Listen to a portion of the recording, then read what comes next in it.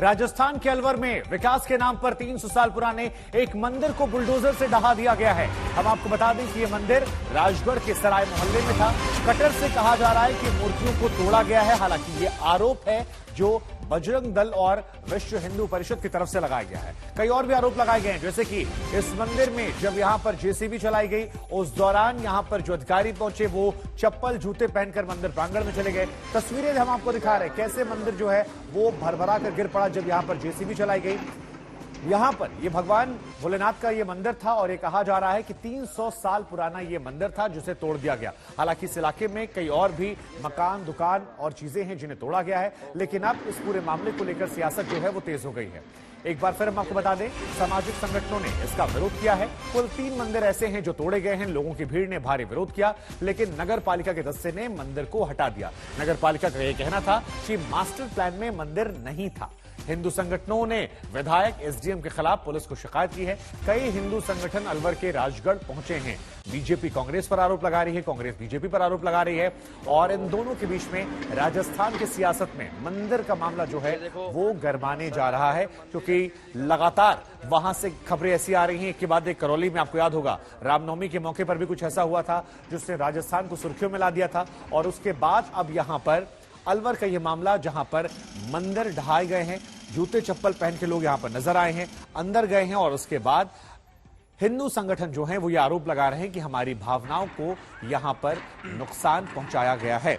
अब से थोड़ी देर पहले राजस्थान बीजेपी के अध्यक्ष ने हमसे बातचीत की। उन्होंने कहा कि देखिए, कांग्रेस की ये नीति बन गई है, वो सेकुलरिज्म के बहाने हिंदुओं की आस्था को चोट पहुंचाते हैं। हमने उनसे सवाल पूछा कि बीजेपी पार्षद यहां पर है, नगर पालिका अध्यक्ष जो है वो उनसे जुड़े हुए लोग हैं। उन्होंने कहा कि राज्य सरकार के इन्वॉल्वमेंट के बिना ऐसा कदम नहीं हो सकता और अगर बीजेपी से जुड़ा कोई व्यक्ति भी इसमें शामिल होगा तो पार्टी उसके खिलाफ भी उचित कार्रवाई करेगी, उसके खिलाफ भी एक्शन लिया जाएगा। लेकिन अशोक गहलोत सरकार को लेकर उन्होंने कटाक्ष किया, कहा सरकार की नीयत जो है वो हिंदुओं की भावनाओं को ठेस पहुंचाने की हो गई है। तो सियासत जो है वो अपने उफान पर है और इन सब के बीच तस्वीरें जहां पर 300 साल पुराने मंदिर पर बुलडोजर चल गया। जो मंदिर है शिव जी का,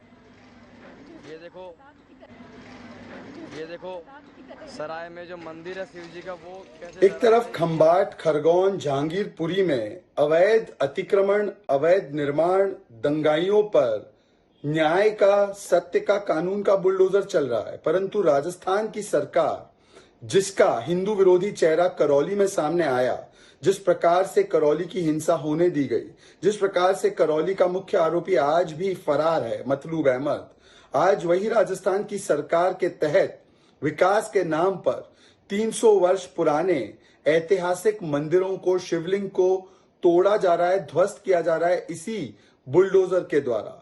ये कांग्रेस पार्टी का हिंदू विरोधी चरित्र और डीएनए हमेशा से रहा है और इस प्रकार से औरंगजेबी मानसिकता कांग्रेस पार्टी की हमेशा से रही है। इसीलिए उनके लिए हिंदुत्व टेररिस्ट की तरह होता है, आईसिस और बोको हराम होता है। वो हमेशा हिंदू टेरर की बात करते हैं, भगवा आतंक की बात करते हैं। और आज जिस प्रकार से हिंदुओं के ऐतिहासिक और सांस्कृतिक चिन्हों पर हमला किया जा रहा है विकास के नाम पर, और दंगाइयों के जो इमारत है, दंगाइयों की जो अवैध अतिक्रमण है, उसको जब हटाया जाता है तब कांग्रेस पार्टी सुप्रीम कोर्ट भाग जाती है। तब कांग्रेस पार्टी इसका मातम पूरे देश में मनाती है, उनका इकोसिस्टम जाग जाता है। परंतु जब ऐतिहासिक सांस्कृतिक चिन्ह और हमारे धार्मिक स्थलों पर इस प्रकार से औरंगजेबी हमले हो रहे हैं, तब कांग्रेस पार्टी जो कहती है कि मैं जनेऊधारी हिंदू हूं, मैं सबसे बड़ा शिव भक्त हूं, वो कांग्रेस पार्टी के युवराज आज कुछ नहीं कहते, क्योंकि बंद कमरों में तो वो मानते हैं कि वो मुस्लिमों की पार्टी है और वोट बैंक को खुश करने के लिए उन्हें लगता है कि हिंदुओं को दो गाली, हिंदुओं मंदिरों पर चलाओ ये बुलडोजर, और इस प्रकार से उनका वोट बैंक जो है खुश होगा। तो ये बड़ी जानकारी, बड़ी खबर हमने आपको बताई। लगातार इस मामले को लेकर सियासत जो है वो गर्माती जा रही है। बीजेपी से एक के बाद एक रिएक्शन सामने आ रहे हैं। शरद हमारे संवाददाता लगातार हमारे साथ बने हुए हैं। शरद, शहजाद पूनावाला, अमित मालवीय, राजस्थान बीजेपी के अध्यक्ष, तमाम लोगों को हम आज तक पर सुनवा चुके हैं। ऐसा लग रहा है कि यह मुद्दा अब गरमाने वाला है और आगे आने वाले दिनों में इसको लेकर सियासत देखने को मिल सकती है। बिल्कुल ये मुद्दा गरमाने वाला है, क्योंकि आपको शुभांकर हम लोग बात कर ही रहे थे, 4 दिन पुरानी खबर है। और मजेदार बात है कि आज भी उस जगह पर डेमोलिशन स्ट्राइक चल रहा है वहां पर। लेकिन ये मुद्दा बीजेपी जो है वो राष्ट्रीय स्तर पर और राज्य स्तर पर लेकर जाना चाहती है। स्थानीय स्तर पर थोड़ा सा समीकरण अलग है वहां पर, इसलिए स्थानीय स्तर पर अभी तक बीजेपी ने वहां प्रोटेस्ट शुरू तो नहीं जरा ये किया है। समझाइए कि जो ये बीजेपी की जांच समिति जाने वाली है, ये कब पहुंचने वाली है, क्या भूमिका इसकी रहने वाली है और इसके क्या आगे परिणाम देखने को मिलेंगे? देखिए, बीजेपी के प्रदेश अध्यक्ष सतीश पूनिया ने कहा है कि वो जिला अध्यक्ष पूरी रिपोर्ट ले रहे हैं कि वहां पर अगर नगर पालिका का बोर्ड बीजेपी का था, अध्यक्ष बीजेपी का था और सारे के सारे पार्षद बीजेपी के थे एक को छोड़कर, तो क्यों नहीं रोका गया, विरोध प्रदर्शन क्यों नहीं हुआ, इसकी रिपोर्ट ले रहे हैं और उसके बाद वो कमेटी गठित करके भेजेंगे। लेकिन बीजेपी के लिए एक बड़ा मौका है, क्योंकि कांग्रेस शासित प्रदेश में इस तरह से मंदिर तोड़ने का दृश्य सामने आया है। इसे लेकर बीजेपी राष्ट्रीय स्तर पर राज्य स्तर पर अपना विरोध प्रदर्शन कर रही है। मजेदार बात यह है कि अभी प्रेस कॉन्फ्रेंस चल रही है कांग्रेस के विधायक का वहीं पर जहां पर ये मंदिर तोड़ा गया है बीजेपी के खिलाफ, और थोड़ी देर में कांग्रेस का जयपुर में भी होने वाला है प्रेस कॉन्फ्रेंस बीजेपी के खिलाफ। तो ये मंदिर की जो सियासत है, इस मंदिर को सियासत को समझा जा सकता है कितना महत्वपूर्ण हो गया है लोगों के लिए, कि किस तरह से अशोक गहलोत को एंटी हिंदू दिखाया जाए और अशोक गहलोत अपने आप को हिंदू साबित करें। क्या ये खबर इस लिहाज से थोड़ी और बड़ी नहीं हो जाती हो कि बार बार चाहे शहजाद पूनावाला को सुने, अमित मालवीय को सुने, वो करौली का जिक्र करते हैं, रामनवमी में जो कुछ हुआ उसकी याद दिलाते हैं? हाँ, करौली का ही एक्सटेंशन है ये, करौली से जोड़कर इसे देखा जा रहा है। क्योंकि शुभांकर बार बार आप जो सवाल पूछ रहे थे सतीश पूनिया से, तो वो बार बार करौली पर लेकर जा रहे थे, उनकी मजबूरी भी थी करौली पर लेकर जाना। क्योंकि अब मैं वही कह रहा हूँ आपसे कि राजगढ़ में बीजेपी का बोर्ड है और जिला परिषद और ये जिला नगर पालिका में नगर पालिका अध्यक्ष बीजेपी के हैं, तो थोड़ा सा करौली के ऊपर डाइवर्ट करना होगा। करौली इनके लिए बड़ा मुद्दा है और जिस तरह से गिरफ्तारियां हो रही हैं करौली में, वहां पर एक जो हिंदू जो गिरफ्तार हो रहे हैं उसे लेकर वहां पर बीजेपी एक माहौल बना रही है। आपको पूर्वी राजस्थान को समझना होगा शुभांकर की, पूर्वी राजस्थान में बीजेपी की एक भी सीट नहीं आई थी 4 जिलों में, और यहीं से हारने की वजह से बीजेपी सत्ता से गायब हुई थी। और पूर्वी राजस्थान में का केंद्र बिंदु है करौली।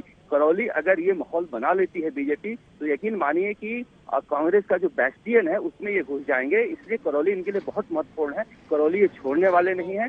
पूर्वी राजस्थान की एक भी सीट ना आने की वजह से बीजेपी सत्ता से गई थी, और इस बार अगर करौली के मुद्दे को जिस तरह से गरमा रहे हैं, निश्चित रूप से कांग्रेस डिफेंसिव है। क्योंकि एक भी हिंदू को आप पकड़ते हो तो आप एंटी हिंदू बनते हो, और कांग्रेस एंटी हिंदू वहां पर बन रही है। इस तरह का माहौल है यहाँ पर।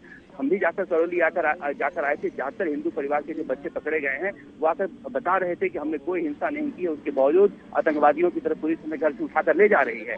तो निश्चित रूप से बीजेपी इसमें सफल हुई है और चाहेगी कि इसको बड़े स्तर पर राजस्थान में करौली को नहीं। तो क्या अगर शरद एक लाइन में कहें तो क्या राजस्थान में तनाव है क्योंकि वहां अगले साल होने वाले चुनाव है? बिल्कुल तनाव है। अशोक गहलोत के लिए एक बड़ी परेशानी का सबब है ये मंदिर मस्जिद विवाद, और अशोक गहलोत ये समझते हैं, क्योंकि तभी जाकर दिल्ली में भी कहते हैं, आप सुने होंगे कि प्रशांत किशोर से मिलने से हैं कि मुझे हिंदू होने पर गर्व है, और जयपुर में भी कहकर गए थे कि मैं हिंदू हूं और हम लोग हिंदू होने पर गर्व करते हैं। तो ये बार बार उनका हिंदू हिंदू कहना है, ये इस मजबूरी को समझते हैं कि बीजेपी जिस पिच पर खेल रही है उस पिच पर इनके पास कुछ है नहीं डिफेंसिव होने के सिवाय। क्योंकि इस तरह के अगर कहीं भी एक पिच से आ जाते हैं तो कांग्रेस के लिए भारी है। लोग मानेंगे कि कांग्रेस की यहाँ पर सरकार है, और कांग्रेस की सरकार रहते हुए इस तरह से मंदिर गिराया गया है। भले ही आप दूसरी दलील दे दीजिए कि वहाँ पर स्थानीय स्तर पर बीजेपी की सरकार है, बीजेपी के पार्षद वहाँ पर मौजूद थे जब गिराया गया था, उनकी देखरेख में कार्रवाई हो रही थी। लेकिन बड़ी पिक्चर जो बीजेपी शरद देखिए, आपने एक बहुत अच्छी बात की, इसी से मैं अपना अगला सवाल पूछता हूं। क्या एक परसेप्शन बना दिया गया, कांग्रेस की सरकार है और वहां पर एक मंदिर गिरता है, बीजेपी जा रही है या साबित कर रही है कि देखिए कांग्रेस हिंदुओं के खिलाफ है, इसी परसेप्शन को बीजेपी आगे बढ़ाना चाह रही है? भले ही जो बात हम कर रहे हैं कि देखिए वहां पार्षद नगर पालिका अध्यक्ष जो है राजगढ़ में वो बीजेपी का है, लेकिन शायद उस ध्यान बाकी लोग भी नहीं दे रहे हैं। आप बिल्कुल सही कहा आपने शुभांकर की, ये जो परसेप्शन है, ये देखिए किस तरह से अटैक कर रही है बीजेपी। आपने कितने नाम बता दिए, अमित मालवीय से लेकर पूनावाला तक, सबके सब यहाँ पर अटैक कर दिए कांग्रेस पर। तो देखिए कांग्रेस किस तरह से घिर चुकी है, एक एंटी हिंदू का तगमा जो है उस पर तमगा लग चुका है। तो ये कहा जा सकता है कि कांग्रेस जो है डिफेंसिव है, और कांग्रेस इसीलिए बार बार हिंदू हिंदू कहना शुरू कर दिया है। यहाँ पर एक परसेप्शन कांग्रेस के बारे में बन गया है कि ये एंटी हिंदू है। देखिए बार बार ये प्रचारित भी कर रहे हैं। आप तो प्रेस कॉन्फ्रेंस से बीजेपी के नेता कहने लगे हैं, मोहम्मद अशोक गहलोत खान, आप परसों की प्रेस कॉन्फ्रेंस करें तो अखबारों की सुर्खियां थी, बीजेपी के राज्यसभा सांसद डॉक्टर फिरोज मीणा ने इसी नाम से संबोधित किया।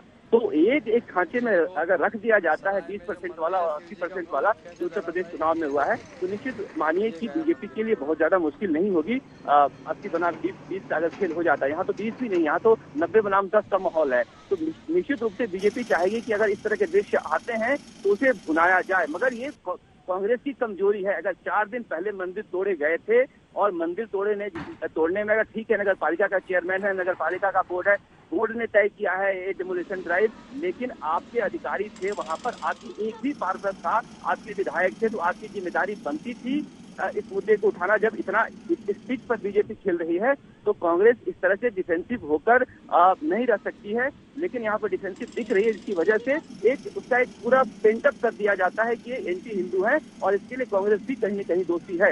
इस तरह से अगर मंदिर गिराया जाता है तो उन्हें फूंक कर कदम रखना होगा, क्योंकि वो जिस लेंस से देखे जा रहे हैं वो एंटी हिंदू लेंस से देखे जा रहे हैं। बिल्कुल और यही वजह है कि शायद शहजाद पूनावाला भी कह रहे थे कि देखिए कहीं आप जनेऊधारी पंडित बन जाते। लेकिन शरद, एक सवाल फिर जहन में और आता है कि हाल फिलहाल में खबर यह भी आई थी कि वहां पर एक मजार को दोबारा बनाया गया था। तो क्या ये भी वो चीजें हैं जो उस चश्मे से कांग्रेस को देखने मजबूर करती है, और वो उम्मीद जो है वो इस मंदिर को लेकर भी शायद कुछ लोग या कुछ संगठन करना चाहेंगे?